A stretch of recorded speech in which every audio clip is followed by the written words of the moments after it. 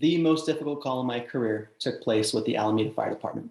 Here's a quick video. While we attempted a rescue. As a firefighter, isn't that part of the job? It's a dangerous situation. We might meet up with somebody who's dangerous, but we're going to take the chance anyway because we've committed ourselves to saving lives. Absolutely.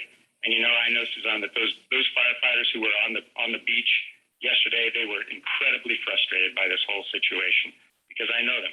They wanted to get in, they want to take action, they want to do their jobs, and they feel like they're handcuffed. So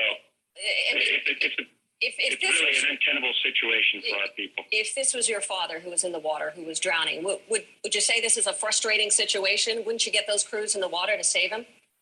Yeah. So that call took place on Memorial Day. I was the first emergency responder to arrive on scene. There was a man who had a history of psychiatric challenges who decided to wander into the frigid San Francisco Bay, and the shoreline off of the city of Alameda stays shallow for a long time. So as the first emergency responder on scene, I watched him walk and walk and walk and walk and walk further and further away from the beach. We had additional resources coming. We had a water rescue team, but due to financial challenges, they defunded the team and they shelved our program. The Coast Guard was unavailable. They had a pretty long ETA, and due to how shallow the water was, there was no other boat that was in service that was available. We sat there and watched the man drown for an hour and a half. It was the longest period of time that I could possibly imagine. I literally watched him go further and further out until he finally rolled face down into the water. And just the way it happened to work, with the wind and the tide, his body washed back up on the shore. When he was about 5 feet from the shore, a nurse, an off-duty nurse who was there for just the commotion, she went out and grabbed his body and drug it towards the shore. As soon as he got to the shore, we commenced resuscitation and transported him to the hospital. We were told by our superior officers that if we were to walk in the water, that we wouldn't have a job when we walked out. And our water rescue equipment was 3 minutes away on a shelf in the station. At any point, our commanding officers could have said, hey, 2, 3, 4 of you, go get your gear, go out there, give him a floaty, give him an opportunity. But that didn't happen because that was the decisions that were made. And that was very difficult. What made it even harder was waking up in the morning and turning on the news. The main news outlet, Alameda police and firefighters watch man drown. Alameda police and firefighters handling of suicide drowning is unacceptable. We felt like we had gone from our heroes to zeros. And even in preparation for this presentation 3 years ago, there's comments on Facebook. I still hope they're having horrific nightmares, but I doubt they ever did. They probably laughed when they got back to the station. And it's called making excuses because we'd not intervene to watch the man drown. It is still difficult to watch that video, and it's still one of the most difficult times that I've been. And if you think that your life can't change in a blink of an eye as a responder, guess again. Claims he did it out of self-defense. Cox then kicks Vest multiple times, partially obscured by the fire truck. Body camera footage, also obtained by the news, shows what happened shortly after police arrived. Cox appeared to kick Vest again, still yelling at him to get up. The responding officer then fired a taser. What I want to tell you is that you have to expect that every time that you leave your station, you're going to be recorded, you're going to be tracked, you're going to be monitored. And working in the Las Vegas area, being in casinos with multiple cameras, every single time we're at an incident, we've got cameras that are coming out and phones that are in our face. And as a first responder, you cannot allow yourself to react in a way that is going to be detrimental to your career, or to your community. This firefighter here, he was also a mixed martial artist. He lost his job, he lost his career, and all because of this short interaction, out of frustration, I'm sure, with a homeless person that was setting fires on the side of the road. Many people have their version of the YouTube rule, the social media rule, whatever you want to call it. If you wouldn't be proud of having your family, your fire chief, or your mayor witness what you're doing at work on YouTube, don't do it.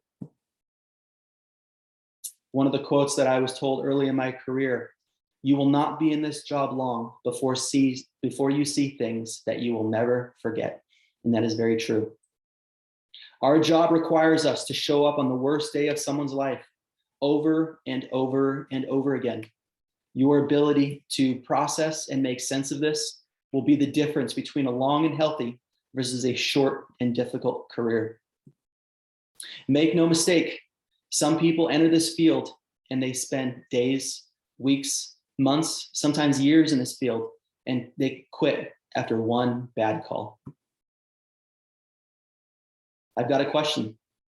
So what makes this? When you do two rescuer CPR, the compressor will place both thumbs side by side in the center of the infant's chest on the lower half of the breastbone. We've all been through basic life support. We've all been showed the pediatric mannequins, and we've all been taught how to perform CPR.